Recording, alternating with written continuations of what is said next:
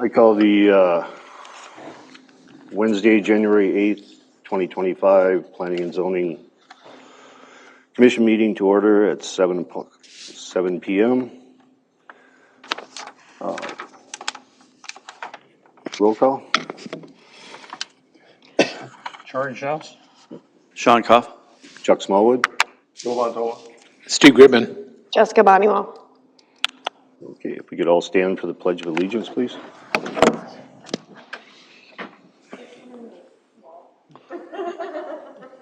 Oh.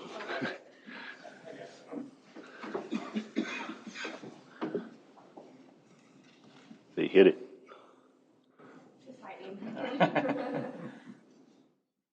Okay. To the flag of the United States of America and to the republic for which it stands, one nation, under God, indivisible, with liberty and justice for all. Okay. Before we approve the agenda, we are going to add under new business, so it'd be 8B, the land use training. It's the orange and brown packet in front of you there. So with that addition, I'd be looking for a motion to approve the agenda. I'll motion to approve the agenda. All in favor? Aye. Aye. I wasn't here for the October 9th meeting. I read through it, but should be accurate. Look for approval for the minutes. I'll motion to approve the minutes from the October, or what was it, September 11th. September 11th meeting, October 9th. or October 9th meeting. Okay, I'll second it. All in favor? Aye. Aye. Okay, and now Mr. Schaus would stand up. I can give you the oath of office. You'd raise your right hand and repeat after me. I state your name.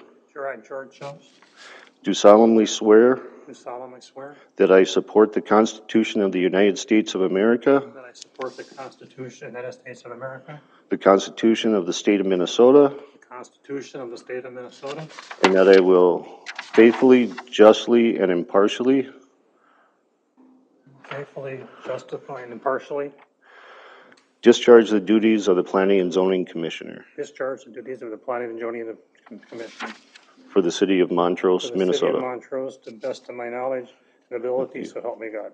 All right, congratulations. I'll let you keep that. Just need that signed and returned to me. Okay, that's done. No old business. New business, review of the bylaws conform with city code. Mr. Chair and Commission, on page 10, there is a memo from me regarding some discrepancies between the current bylaws, which are from 2005, and the city code. I don't know if you guys had a chance to look over my recommendations and some of the discrepancies, if you want to discuss this.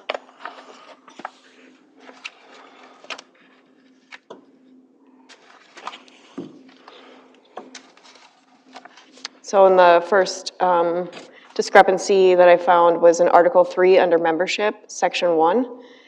In the bylaws, it states that the term is 3 years for commission members. The city code is undefined, but it states that terms shall be staggered so that no more than 1/2 of the members' terms expire at one time. Both the original and successive appointee shall hold their respective offices until their successors are appointed and qualified. Vacancies during the term shall be filled in the same manner as the original appointments are made for the unexpired portion of the term vacated. I think we need to either change the city code or remove the restriction from the bylaws, or define what we want those terms, how long we want those terms to be.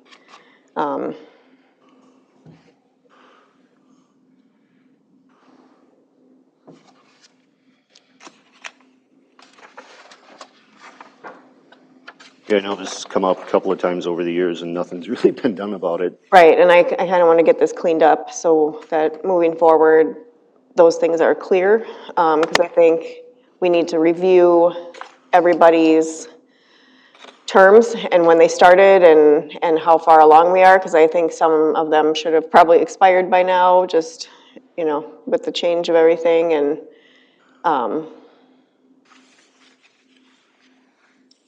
not having, we don't have a whole lot of people lined up, applying for this, so we just kind of let people stay on. Yeah. You're welcome. Yeah. So, if you guys want to change that, we can look at something different. So it would make it easier for staff to keep track of, or just, Well, yeah, we need it to be easier to keep track of, and it's a little confusing to have, like, if one of you were to resign and then we had to fill a partial term, that gets to be a little, excessive. well, and just confusing for the person who's trying to keep track of when terms are starting and ending and,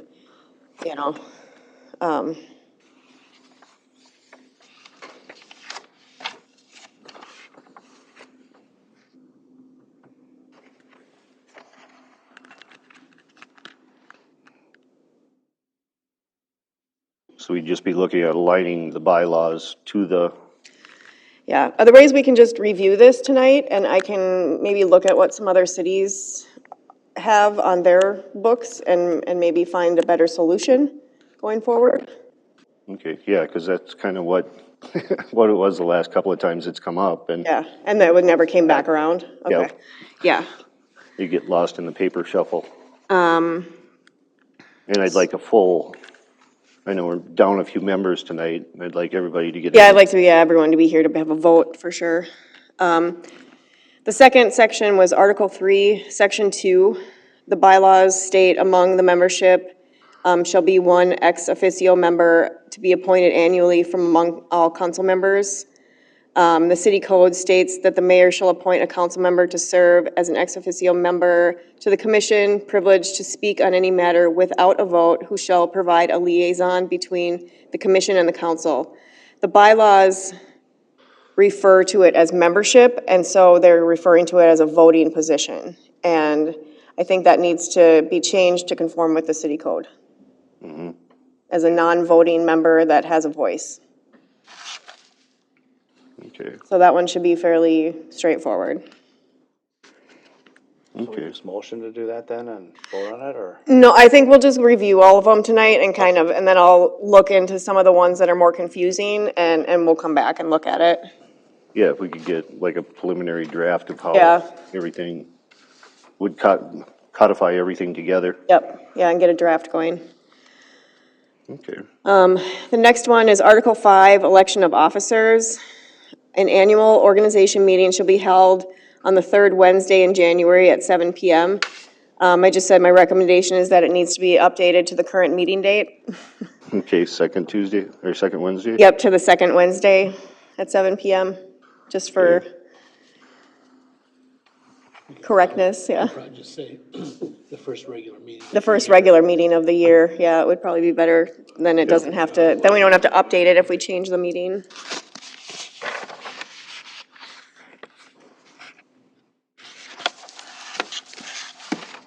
Okay, The next one is also under Article 5, the election of officers. A candidate, the bylaws state that a candidate receiving a majority vote of the entire membership of the commission shall be declared elected and shall serve for 1 year. The city code says the commission shall select the chairperson, vice chairperson, and secretary from its membership, who shall serve for terms of 2 years beginning January 1st. Each position shall be approved by the city council. And my recommendation is just to change this to match the city code, so the officer terms would be 2 years, okay, which is what we're kind of going with right now, because we did elections last year, and so we're just gonna let those go for another year. okay. Okay, that's good. I think we just did that like 3 meetings ago. I know, we didn't have very many meetings, The next one is also under election of officers. An elected office, under the bylaws, it says an elected officer shall be limited to 2 consecutive terms in his or her office, and the city code is undefined. This could be another one that we research a little and see if there's other cities that limit the terms, or if we just remove that restriction and allow people to serve, if they are willing. Okay.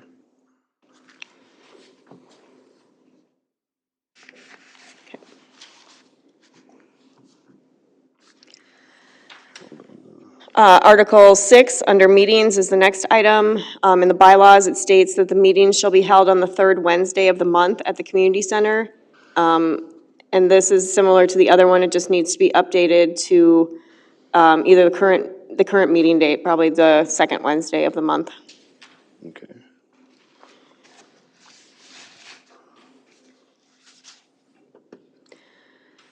That makes sense. Okay. The next one is Article 6 as well, under meetings. The bylaws state a quorum shall consist of 3 members. Voting shall be made by roll call. A record of roll call vote shall be kept as part of the minutes. It's undefined in the city code, and I think we need to remove the roll call restriction, because that should be where you're calling on each person individually to give a vote. Otherwise, they can just do a voice vote, which is what you guys usually do, and just say all opposed, or all in favor, aye, all opposed, nay.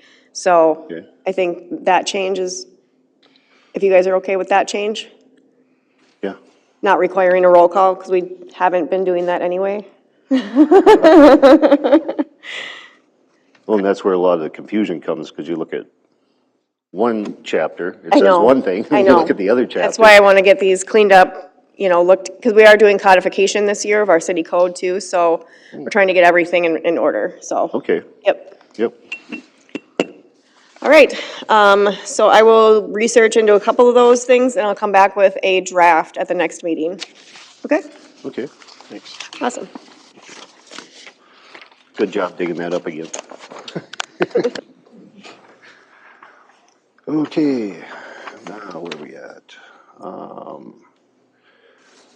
Going to land use training, and I'll turn this over to Mr. Gritman. Thank you, Mr. Chair. Excuse me.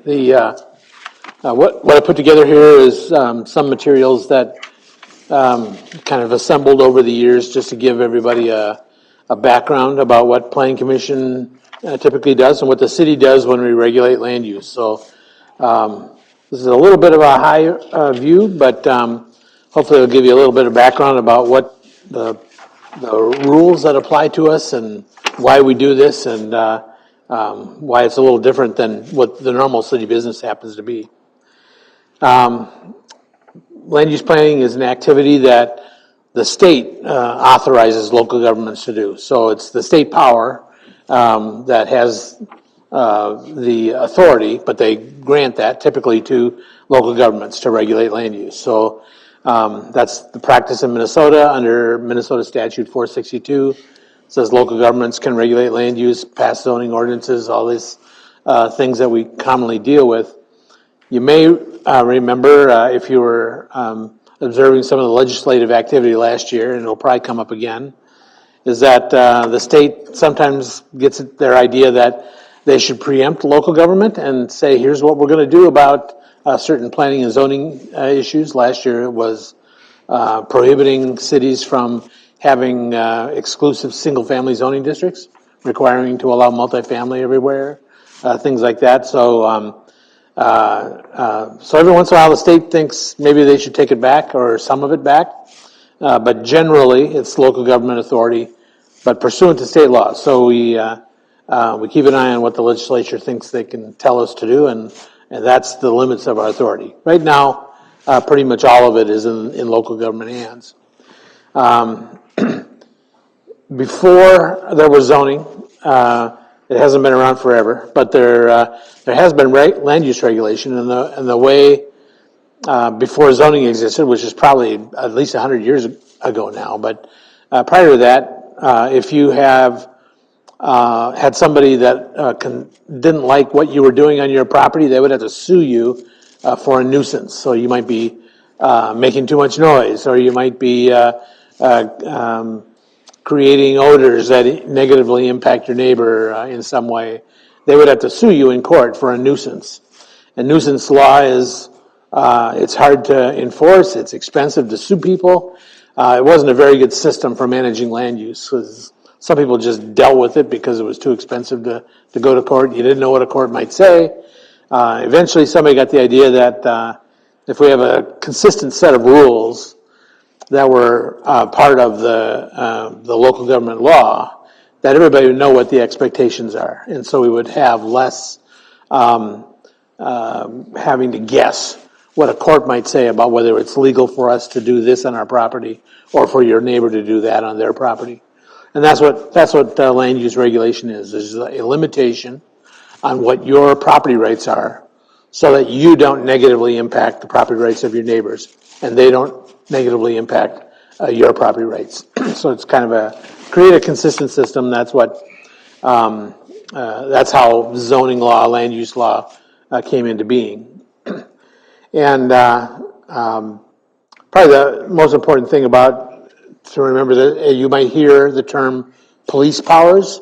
Local governments have what they call police powers. It's not necessarily just police. It's the right to regulate for public health and safety and welfare. So those are the commonly considered what local government police powers are. And sometimes it is literally police activity in a criminal sense, but also general welfare, so you can regulate for the betterment of the community.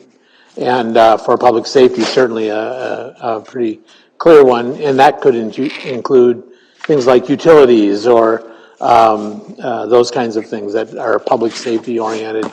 So public health, safety, and welfare are the police powers that give the city the authority to regulate land use. That's the legal term. So every once in a while you'll see that come up. It usually is one of those terms that people kind of, public health, safety, and welfare, it's all kind of one phrase. But that's what it's referring to, is the general governmental authority to regulate land use and some other things. When we do meeting conduct, our general order of meeting regulation is Robert's rules, or there's a few other meeting rules. Robert's rules are the most common. We do a very general, informal Robert's rules process, and the point of meeting rules are just basically to make sure you have an orderly meeting, that you can get information to the decision makers and make it clear as to what you're trying to accomplish, and make sure that the public has an opportunity to understand what you're doing. And that's what the meeting rules are all about. So in a small group like this, those rules are pretty relaxed. The chair has a lot of authority to call on members to offer their opinion, to close debate, to ask the public to participate at the appropriate time. If you're in Congress, Robert's rules are really formal. It's, who can raise a motion, who can amend the motion, all those things that the formal Robert's rules we'll talk about. At the local government level, we don't worry too much about that. It's just, are we running a clear meeting? Do we all know what we're talking about when we cast a vote? And that's the purpose of those. Technically, the body has the right to tell the chair what the chair's powers are. So usually we grant a lot of authority to the chair to run the meeting, to talk, to say when debate is going to happen, what the issue is, make sure the motion's clear. But the group could say, we want the chair to repeat that, or we want to vote on something that the chair just acted on. So the group maintains the authority generally, but we authorize the chair a lot to run the meeting because it's more efficient, and usually we don't get too hung up on lack of clarity, at least what the meeting's going on. So at the council level, same thing. The mayor has a lot of authority to run the meeting under a very relaxed rules of order kind of thing. one place to look, also if you're interested in meeting rules, is the league does maintain some recommendations about meeting rules. And so, like I said, it doesn't come up as an issue too much at local government level, but something to be aware of because we always hear about it, oh, what about Robert's rules? And it's pretty relaxed. So fundamentally, when we regulate land use, the baseline is our comprehensive plan. Our comprehensive plan is a policy document. You have a lot of discretion to say, here's what we want Montrose to be like. We want these things in our community, and we don't want those other things in our community. You get to say those kinds of things as the local government. The comprehensive plan is that policy document. Here are the things we like. Here are the things we don't.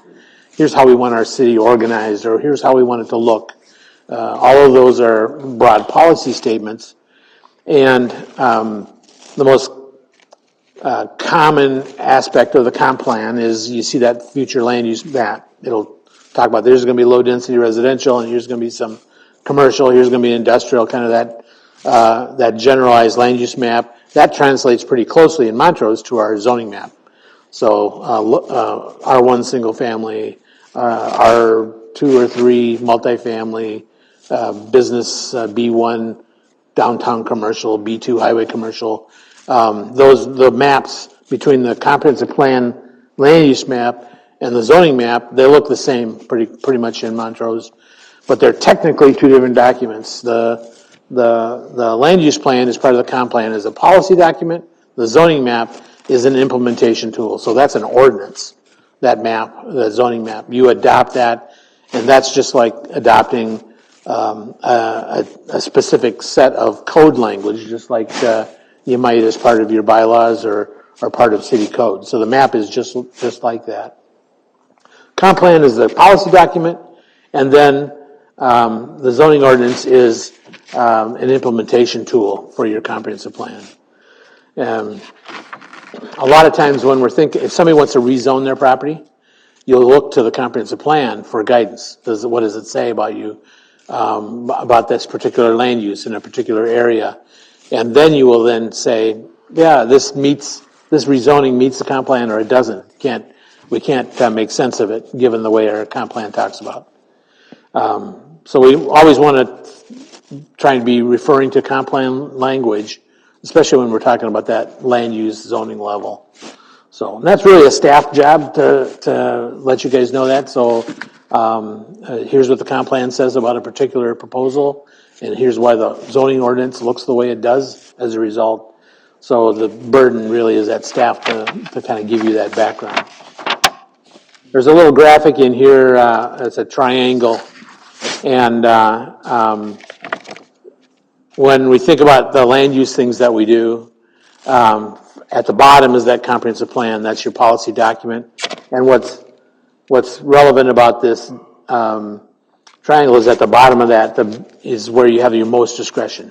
You can pretty much put anything in your comp plan as long as it's not unconstitutional to say, here's how we want our community to be. Here are the things that we like to see. You have a lot of discretion. Courts don't have much authority to tell you you can or can't have it in there. As you move up to zoning and subdivision, just a little less discretion because the zoning and subdivision ordinances are supposed to do the things your comp plan says you want it to do. The ordinance is the implementation tool, and again, the comp plan is a policy. As you move up that chart in that yellow section, we look at subdivision proposals, conditional use permits or variances. That's where you're acting almost kind of like in a judicial capacity, and you're applying your rules to a particular permit request. So you have less discretion now as you move up. You have to apply the rules the way they're written. You can't make it up. If somebody wants to apply for a conditional use permit, you can't just off the cuff decide you like it or you don't. Your ordinance should tell you whether it's legal or whether it's not, or whether they've applied a building rule appropriately or not. So you have some limitations now when you're looking at those kind of permit requests. And that's probably the biggest type of application that will come to planning commissioners in that yellow category. We'll look at subdivision proposals. we'll look at somebody asking for a conditional use permit to do a particular kind of business use on their property, or asking for a variance because they don't want to meet a particular code requirement, or they can't, and they need to shift things around a little bit. They may ask for a variance. Most common things that Planning Commission will deal with. And at the very top, those things in red, the city has very little discretion when we're issuing building permits or doing plan review, because that's really an administrative function. Does it comply with a specific code or does it not? And if it does, it gets the permit. So a building permit is a classic low discretion kind of permitting activity that the city does.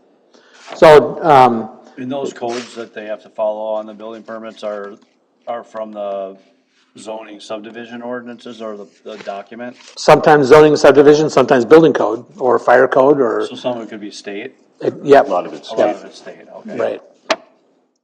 So that it's important to remember those things at the bottom. You have a lot of discretion about what you want to say about them. But as you move up in that line, our authority, range of our authority gets narrower and narrower. So zoning and zoning ordinances. What zoning is basically breaking the city into small chunks, and in each chunk saying, here are the kinds of things that can happen in this area, in this mapped area, in the residential area, the commercial area, maybe low density residential, high density residential, commercial, downtown, commercial highway. Specific things can happen, and your ordinance will tell you in coordinating with that map that these uses can go there. And those uses then are subject to specific rules within that district. So you might have different setbacks, or you might have different building height requirements, or you'll set parking standards, sometimes by general use, but sometimes by district too. So each district can be its own thing in the city, and at the district level is where you have the most discretion to change the rules between districts. Within districts, you have to apply things pretty much the same. So everybody in the R1 district should be able to rely on the idea that they can do the same thing that everybody else in the R1 district can. But you can change the rules between R1 and R2, and so using zoning districts is typically how we'll shift the allowances around based on what kinds of things you want to see in those different neighborhoods. The zoning map and the zoning ordinance. The zoning ordinance, we think of that book of text, and the map, we think of the map, but they're both ordinances. So when somebody wants to change the map, they want to change from industrial to business district. They'll change the map, and there's a graphic, but they have to do that by ordinance. So they'll adopt an ordinance that says we're hereby, if the city approves, we hereby rezone this property from such and such. Mayor signs, Jessica signs. It's an ordinance, just like any other text change. Zoning amendments are regulated by specific criteria. When you're looking at a proposal to make an amendment to the zoning ordinance or to the map, you're required to consider whether or not it's consistent with your comprehensive plan, whether it's consistent with the general land use in the area, so it's compatible. It doesn't have to be the same, so industrial can be next to commercial, but you have to be able to find that they're still going to be compatible with each other. And you need to show that you can serve the property with the proper utilities and with adequate roadways, and those kinds of decisions go into whether or not you'll say yay or nay to a zoning amendment or a zoning map amendment. So subdivisions are the same way. Somebody wants to subdivide and do a plat. Can you serve it? Do they have adequate roadways? Do they have adequate utilities? And do the neighborhoods that they're creating in that subdivision comply with the goals that you've set out in your comprehensive plan? Do you say, we want neighborhoods that look like this, that support families, that do various other things? Is that subdivision going to create that, a piece of that for you? That's how we think about subdivision review when we're looking at a proposed neighborhood. Not just does it have the requisite number of plats and lots, they meet the they meet the lot width or whatever else, but does this look like a neighborhood that you want in your community? And how might you tweak it if you see something you think needs to be amended? Common considerations are traffic level that's created by the proposed use, utility demands, like I said, land use compatibility, consistency with the comp plan. That probably should be the number one because it needs to be consistent with your comp plan. If somebody wants to rezone something that's not consistent with the comp plan, but you like it, you think, gee, this would be a good use here, but our comp plan doesn't allow it, then you might want to step back and say, maybe we need to amend our comp plan. Because the comp plan is not intended to be changed, but if you run into a situation where you see something that you would like to see that project happen, but the comp plan's in the way, that's a good tickler to think, maybe our comp plan doesn't say the right thing about this site. And there is a process for amending the comp plan, so but it's just something to think about. We don't want to just race by the comp plan, and we don't want to be changing it every meeting. But sometimes you run into those situations where things have changed over time. Environmental concerns and things beyond just local government, impacts on parks or schools or open space or those kinds of things are relevant to thinking about whether or not you're going to approve a particular type of development or a zoning amendment that is in front of you. One of the most common things that Planning Commission will deal with, just because codes are set up this way, is a conditional use permit. And in most districts, you're going to have two classes of use. You're going to have permitted uses, and you'll have conditional uses. Permitted uses are allowed automatically. So think of an R1 zoning district, single family. Single family homes are allowed in that R1 district. They're permitted. They have to get a building permit, but all they have to do is show the building official that they meet all the codes. But in that district, you might also allow home occupations by a conditional use permit. And off the top of my head, I'm not sure that that's correct, but just bear with me. So you might create a special class of use in the R1 district that requires further review. And so you might say, well, this use might fit into this district if it meets certain criteria. If it's not going to be a problem for the neighborhood, it's not going to compromise the character of this residential area. So you might say somebody who's doing a home office, no problem. They're not bothering anybody. But somebody who wants to do a little beauty shop in the basement of their home, could work if it's not too intense and doesn't create all kinds of traffic or whatever. So you put a lot of those uses into a class that's called conditional use permits. They have to come for a planning commission public hearing, get your recommendation and approval by council. And in a conditional use permit, there's a presumption that they're allowed in the district. So that beauty salon in the basement, you might say, yeah, as a general rule, we assume that those are going to be okay. But we may have to look to make sure that they've got a parking space for their client, or they're not just retailing goods like a store here, that it clearly is just kind of a one customer at a time kind of thing or something like that. So you have the opportunity to look at the specifics of a conditional use and then weigh the impact of it. Would VRBOs kind of fit in that? VRBOs they're a I know that's unique big deal in animal. some places. Yeah, there are cities that will do conditional use permits for VRBO.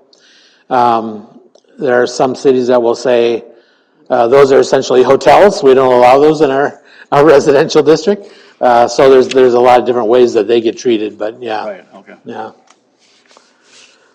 The thing about conditional use permits, they're hard to say deny. If we list a use in a district as a conditional use, it's very difficult for us to say that they can't do it. Unless the things they're doing within that permit request are so egregious that they just can't be mitigated. Usually what you'll see for a conditional use permit is a path to say, we'll approve that permit, but you have to screen this parking area, or you have to lower your lights, or you have to change the way you're making noise, or whatever it may be, change the location of your driveway. We'll make a whole bunch of conditions that get attached. And then we'll say, as long as you can meet these conditions, then you'll be approved. And that's the most common path for conditional use permits. It's really hard. Kind of like that coffee shop that they put in over there, where they had to have enough parking spaces. Sure, yep, exactly, yep. So you usually see that on conditional use permits. From the staff point of view, is going to be, well, we'll recommend approval, but we think they ought to make these changes, these conditions. And if they do, then we think they probably meet the expectations of the city in that regard, so. Interim use permits, we have some classes of interim use. That's a little kind of a subset of conditional use permit. But I should back up. Conditional use permits, if you issue a conditional use permit, somebody comes in, they get their coffee shop, they do the things you told them they had to do, and they operate. That is a property right, runs forever. So as long as they are meeting the conditions that you assigned to them at the time of their permit approval, they can continue to do that. They can sell to somebody else who wants to do that. The permit runs with the land, not with the owner. So a conditional use permit is a permanent thing. The only thing that interrupts it is if they fail to meet the conditions, they stop meeting the conditions you put on them, or they abandon the use for a year. At that point, then it expires, and they have to come back and start over. In interim use, you can't. I guess the point there is, you can't say, well, we'll grant you this conditional use permit for 5 years. You can't say that. But you can create a class of use called interim use, and that is a conditional use permit with a time limit. And usually that's a transitional thing. You might have an area where somebody's got a house that's in the middle of the commercial district, and they want to do, they want to keep living in the house, but they want to do a little shop out front. And I'd say, well, it's kind of fits, but we really don't like the residential part of it anymore. It's really in the core of our commercial area. But so you might create an interim use permit that says, okay, for some period of time, you can keep living there and doing this other thing, eventually with the expectation that you transition to this long-term future use. So you kind of create a timeline for that transitional use. That's the most common treatment for interim use.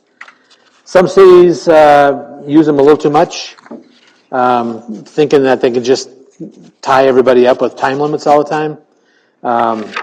There's probably some court pushback on that, but every once in a while they can be pretty useful things. Variances are a different animal. So from here to this point, we've been talking about uses. So, residential, commercial, industrial, whatever the kind of use might be. Variances are dimensional standards that somebody says, the code will say you have to meet a 10-foot setback on this side, you have to have 25 parking spaces, you have to do whatever the code says you have to do. And they're going to try and argue that they shouldn't have to meet that code requirement for some reason. And they're going to ask for a variance. I don't want to be that far away from the side property line, or I don't want to have that many parking spaces, and I can tell you why. And the presumption with the code standards that you've adopted in your zoning orders is that those are the way that you like the property to be developed. You like to treat everybody that same way. And the standards that you've adopted are allow everybody a reasonable opportunity to use their property according to the plans and the goals of the city. But somebody seeking a variance has to show you that their property is a unique condition. They just can't do the thing that you would otherwise allow them to do because there's not enough room. There's a steep gully in the middle of this property that forces me to move my building all the way over onto one side. Or the parking code says I need 25 spaces, but clearly there's no way that this building will ever generate traffic to need 25 spaces. And there's this condition of the property that proves to you that it can't happen that way. And they can't ask for a variance that's solely economic. So they can't just say, well, it'd be a lot cheaper for me to do this, because everybody can make that argument, right? I mean, it's always cheaper if you don't have to comply with all the rules. So economic rules don't drive the day for this. It can be a factor, but it can't be the main factor, and it certainly can't be the only factor. It also can't be a condition that they created themselves. So they can't go dig a big hole on the side of their property and then say, I can't put my building here because there's a big hole. So it has to be something that is a physical, natural characteristic of the land, or maybe the shape of the property, or something that they didn't have something to do with. And so variance is a high standard to try and meet. I think it's common for property owners to think, oh, I can't do that, I'll just go down and get a variance. But variances should be difficult to meet, because generally we should say, we like our code the way it is, it does what we want it to do. And so only in kind of rare circumstances the variance really justified. Let's see. Findings of fact.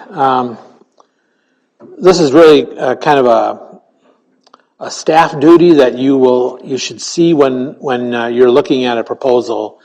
What the courts will require you to do when you make a decision about a land use permit is to do that in a rational, reasonable way. And the only way to prove that to a court in some future lawsuit, let's say, is to show that you've prepared findings of fact at the time that you made your decision. So we approved this conditional use permit because they had adequate parking. They met our other code standards. They changed the building to meet the requirements that we asked them to meet. They did all these things. Those are all consistent with our code. We make these findings in this resolution or as part of the minutes, and that goes into the record, and then you can look back and show why you made the decision you made. And if you've done that, somebody who doesn't like your decision has a very steep burden to try and get a court to throw out your decision, because the courts are going to be very deferential to your findings. They trust you to do the right job, especially if you've made a good record of what you've done. If you don't, if you just say, we deny the variance, hammer the gavel, and they decide to sue you, the courts are going to say, well, why did you deny it? You may have had a very good reason, but you didn't write it down. So we're going to open up the case, and the court will try the variance request and make their own decision out of your hands. So the findings keep this stuff mostly out of court. And that's, we don't end up in court very often, and most land use cases don't end up in court, but it's the worst case scenario. So this is just a very simple way that we try and make sure that our decisions are solid, but also kind of judgment proof.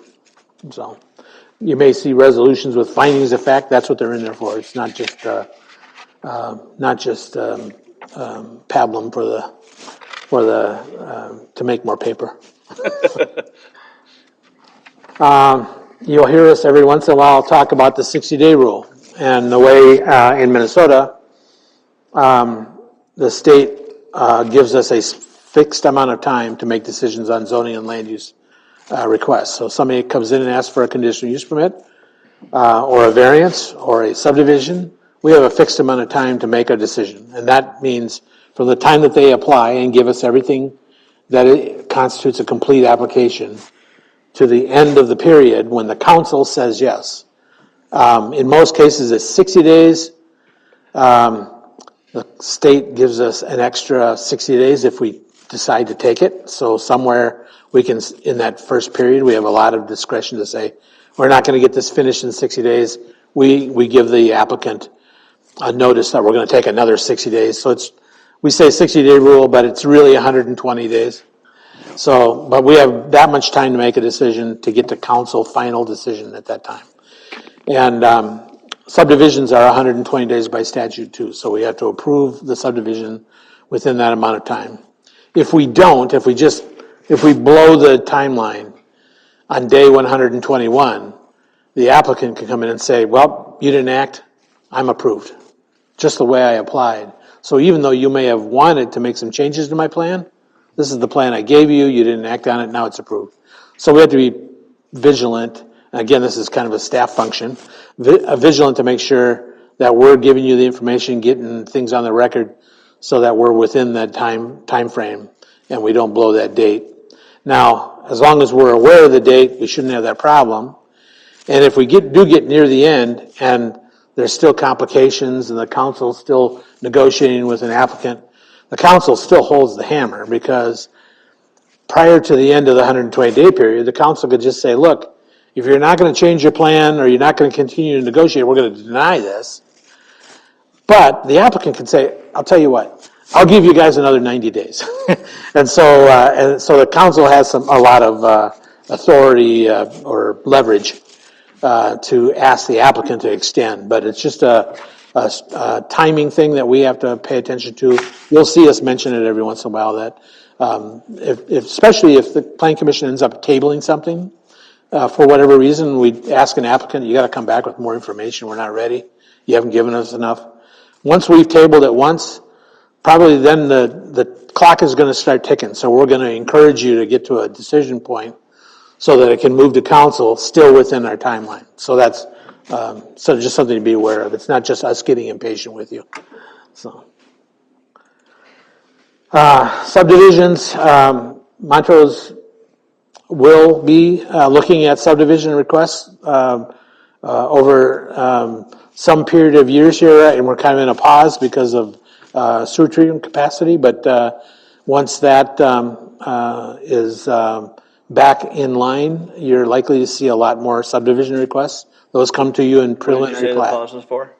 The sewer treatment capacity is kind of run up. What is that?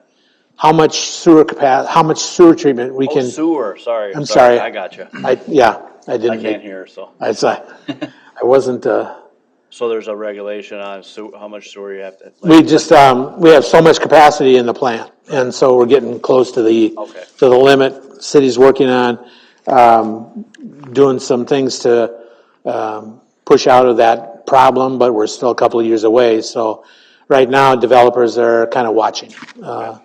Once we fix that problem, we would expect that developers will be knocking on the door to do new subdivisions, build new neighborhoods, and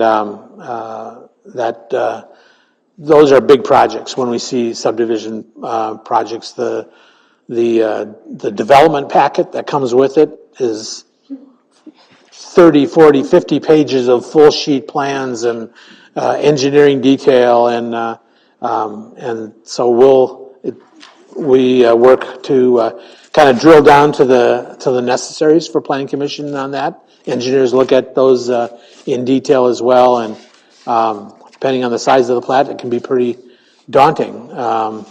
And sometimes they need additional environmental review and those kinds of things. So there's a lot that goes into a subdivision review, and you're only going to get 60 days or so to look at it. So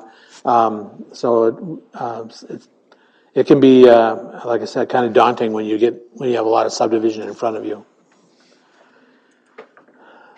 So get your sleep in now for the next year or two, and then. The next slide talks about planned unit development, and it's hard to describe PUD except to say that it's like creating a custom zoning district for a specific project. So somebody comes in and says, instead of just building a building on a lot, they want to build multiple buildings, and they want to use some private streets, driveways, instead of building full public streets around all these buildings. My little graphic here is a shopping center that's in Monticello. Some of these are private streets, some of these are public streets, and all of it was built by the same developer. And so what they did was they did this by planned unit development. And you think of the entire project as one zoning parcel, even though there might be a whole bunch of different zoning parcels in here, and there might be different lots and streets and utility connections. What the heck? Sorry about that. Oh, I missed my do not disturb. There we go. So a PUD is a way for a developer to say, I want to build this great project that you guys are going to love, but the zoning rules, if I was just doing it straight zoning, it would be impossible, and you wouldn't like it, because it would be all these little piecemeal things. But if I can do this planned unit development, and think of it as a single package, and you'll give me the flexibility to avoid some of the zoning rules that might otherwise apply, maybe the setbacks, or you'll allow me to share parking, or who knows what it may be. If you'll allow me that flexibility, I'll build you this great thing. And of course, the developer's always going to tell you it's a great thing. Your job at a planning commission level is always to decide, is it really a great thing? Is it something better than what our zoning ordinance would normally require?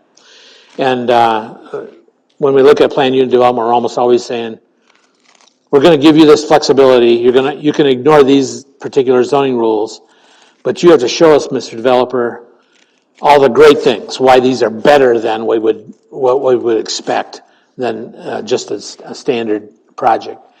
They're done by, like I said, they're kind of their little own package zoning ordinance. We write a specific zoning ordinance right for that project area, so they kind of almost pulls them out of the underlying zoning. There's a lot of attorney time that gets thrown into these, and development agreements and other things. They can be complex, but they can be pretty simple too. Some PUDs are pretty easy, and some are crazy. So. If you ever get a chance to see Steve Jobs pitch the Cupertino City Council on the new Apple, you can find it on YouTube. Oh, It's pretty good. I don't know if it would be under that, but it kind of sounds like it. Yeah. It's a pretty good sales pitch. That would be interesting to watch him in front of the city council. At the end, he kind of just says, and by the way, I'm your biggest taxpayer. Yeah. Developers like to point that out if they can do it. This slide is nonconformities, and the way zoning works, talked a little bit at the beginning here about property rights. And people that are there and legally built for at the time that they constructed whatever it was they constructed, or use land use. If they're illegal at the time, it doesn't matter what changes we make later. That use gets to stay. That building gets to stay as long as they use it that way, and as long as they're not expanding it. So this little picture, this guy has this house in the middle of New York City. Been there since before time, and everything around him grew up into these high-rise commercial things. He's still a single-family home.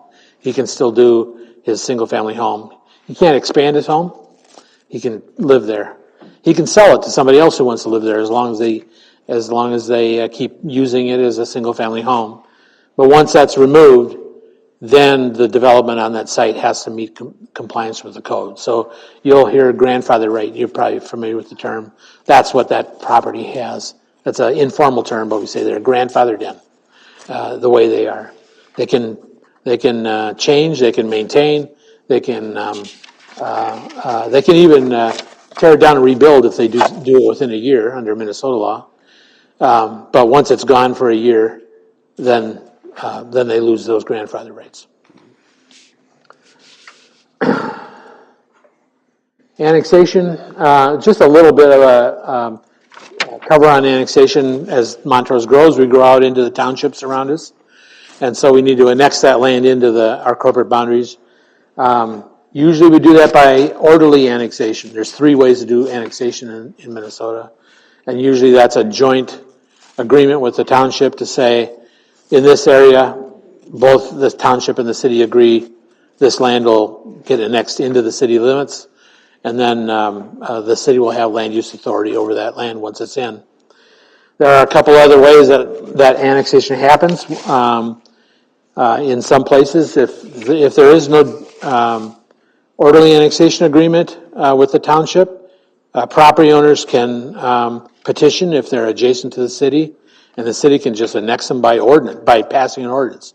Township doesn't even have an opportunity to speak to it if there are certain rules around it in terms of size and things. But so that's one of the ways in Minnesota. And the other one is contested case, which is basically a little mini court case where the city says, we're going to go out and grab that land and bring it in because we have to serve it. There's some reason we want it. Those are relatively rare now because they're expensive and uncertain, just like everything when you go to court. You don't know. But orderly annexation is the most common way where you have a property owner who wants in. The township understands that's probably the way it's going to go. They negotiate with the city as to what the rules are going to be as part of the joint resolution, and then it comes in. That's as orderly as it gets in annexation in Minnesota. So that's the summary of the main land use points. I included a few other slides, and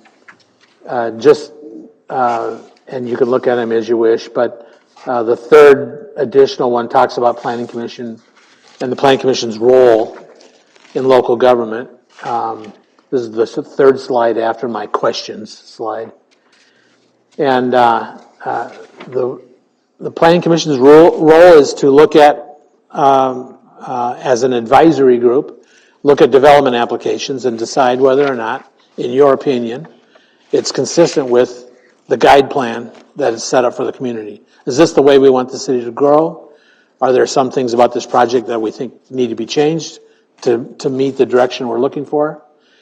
And the last bullet point down there, planning commissions are formed from general citizens to interject community level input. So you're the representatives of all the non-elected officials out there to say, here's what our community wants to happen. And your job is not to tell that to the developer necessarily, although that's how we do this. Your job is really telling it to the city council. Planning commission says, city council, here's what we think the citizens want.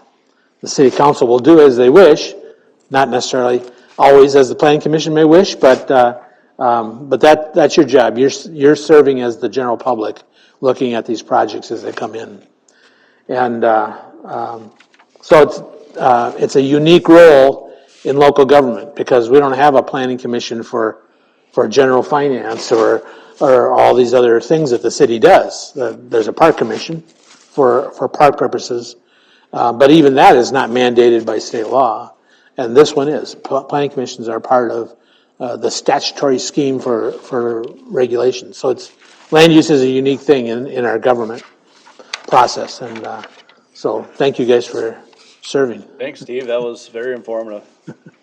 So if you have any questions, if you ever decide you want to look through it again and have questions about it, I'm happy to provide whatever background I can. Okay, cool. Yeah, very good. All right, thank you. All right, put these back on. Oh, and I want to thank you too for making the font big enough so I can see it without my glasses. With that, our next meeting will be Wednesday, February 12th, 2025, here at the Community Center at 7 p.m. If there's nothing else, I'll look for a motion for adjournment. A motion to adjourn. All in favor? Aye. Aye. I close the meeting at, In a lot of communities, the new member always, that's what they get to Oh, get. really? That's their first official motion. You don't know. I don't think Sorry you got about it. that, buddy. That's okay, I don't think we gave it to you your first time either. I didn't know what was Okay. going on my first 10 times. All right. I'll close the meeting at 7:58. Thank you. Hey, congratulations, man.